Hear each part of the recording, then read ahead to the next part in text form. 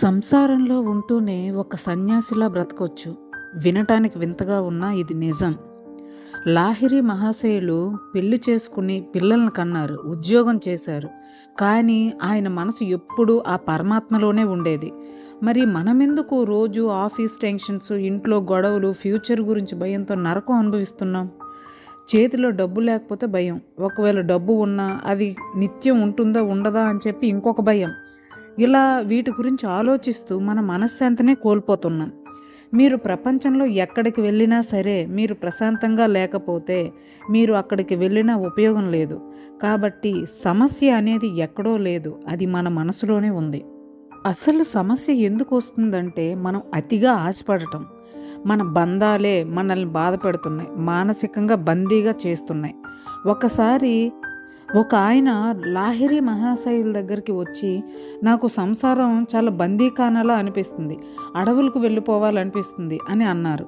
అప్పుడు లాహిరి మహాశయులు అన్నారు, బంధం నీ భార్యలోనో నీ పిల్లల్లోనో లేదు, నీ మనసులో దేన్నైతే గట్టిగా పట్టుకుంటుందో అక్కడుంటుంది. ఆస్తిపాస్తుల మీద ఇది నాది, వీళ్ళు నా వాళ్ళు, వీళ్ళు నేను చెప్పినట్టు వినాలి అని మనం కొన్ని బంధాల మీద కొన్ని హక్కులను కలిగి ఉంటాం. ఆ అహంకారం మనల్ని ప్రశాంతంగా ఉండనివ్వదు. ఈ ఎమోషన్స్ అన్నీ మనల్ని డిప్రెషన్లోనికి నెట్టేస్తాయి. ఇంకొక విషయం ఏంటంటే మన సంతోషాన్ని వేరే వాళ్ళ చేతుల్లో పెట్టేస్తున్నాం. బంధాల మీద అతిగా ఆధారపడడం వలన ఆ బంధంలో చిన్న తేడా వచ్చినా మన జీవితమే నాశనం అయిపోయినట్లు మనం బాధపడిపోతున్నాం. ప్రతి పని వెనుక ప్రతిఫలితాన్ని ఆశిస్తున్నాం. ఆ ఆశించిన ప్రతిఫలం రానప్పుడు మన సంసారం మనకి నరకంలా అనిపిస్తుంది. అవతల వాళ్ళను కంట్రోల్ చేసినా నీకే బాధ, నువ్వు ప్రేమించిన వాళ్ళని కోప్పడినా నీకే బాధ. అవతల వాళ్ళని కంట్రోల్ చేయడానికి కొన్ని మార్గాలు ఉంటాయి, అదే ప్రేమ. ప్రేమ అంటే అవతల వాళ్ళను కంట్రోల్ చేయడం కాదు, అవతల వాళ్ళు ఏం జరిగినా యాక్సెప్ట్ చేయడం, చిన్న చిన్న తప్పులను క్షమించడం, లేదా చిన్న చిన్న విషయాలను చెప్పి ఒప్పించుకోవడం, ఇలా అప్లై చేయాలి. అంతేగాని నేను చెప్పినట్లు చేయాలి అనుకుంటే అక్కడే అసలు సమస్య మొదలవుతుంది. అసలు సమస్యను ఎలా అధిగమించాలంటే అసలు నేను ఎవరు అనే స్పృహను కలిగి ఉండాలి. మన సంసారాన్ని ఒక సినిమాలా చూడడం నేర్చుకోవాలి. మీరు ఒక నటుడు మాత్రమే, యజమాని కాదు అని స్పృహ కలిగి ఉండాలి.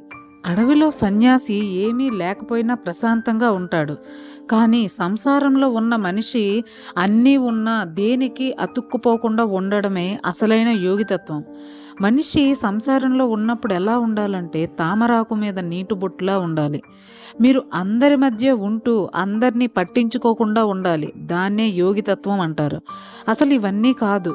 ఇవన్నీ మన లైఫ్లో ఎలా అప్లై చేయాలి అంటే ప్రతిరోజు రాత్రి పడుకునే ముందు 5 నిమిషాలు ప్రశాంతంగా కూర్చొని నీ మనసులో ఒక మాట చెప్పుకోండి. ఈరోజు నా పాత్ర అయిపోయింది, నా పాత్రను నేను చక్కగా నిర్వహించాను, ఈ ప్రపంచానికి నేను ఏమీ తీసుకురాలేదు, అలా అని ఏమీ తీసుకుపోను కూడా అనే ఈ స్పృహ కలిగి 5 నిమిషాలు మీరు ప్రశాంతంగా కూర్చొని ఈ మాట అనుకోవడం మొదలుపెట్టండి. మనసు భారం తగ్గిపోతుంది.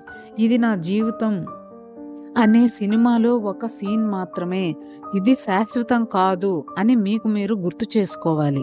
అందుకే ఏం జరిగినా ఇది శాశ్వతం కాదు అనే స్పృహ మనం కలిగి ఉండాలి. మన జీవితాన్ని మెరుగుపెట్టుకోవాలి అంటే మనల్ని మనం ప్రేమించుకోవాలి. నిశ్శబ్దంగా నీ పని నువ్వు చేసుకుంటూ వెళ్ళు, మనస్సు అంతరంగంలో ఆ పరమాత్మని స్మరించుకుంటూ వెళ్ళు. ఈ రోజు నుంచి మీ ఆలోచనలు మార్చుకోండి. ఒక కొత్త మనిషిగా ప్రశాంతమైన జీవితాన్ని మొదలుపెట్టండి. మీ ప్రయాణాన్ని కొనసాగించండి. ఇది ఫ్రెండ్స్, వీడియో మీకు నచ్చింది అనుకుంటున్నాను. నచ్చింది అంటే లైక్ చేసి సబ్స్క్రైబ్ చేయండి. Thank you.